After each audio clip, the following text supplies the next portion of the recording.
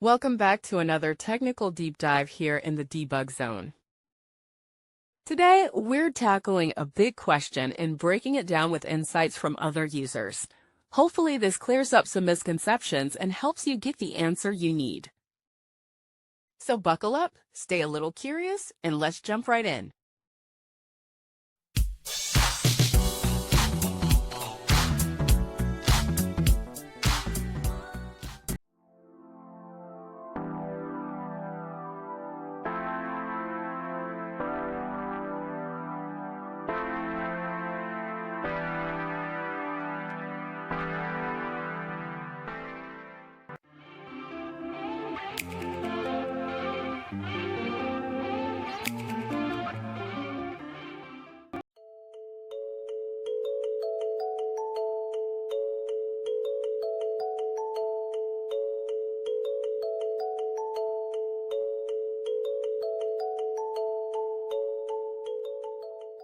And that's a wrap.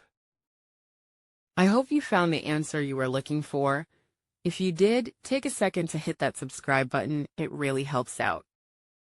And let me know in the comments which solution worked best for you. See you next time in the debug zone.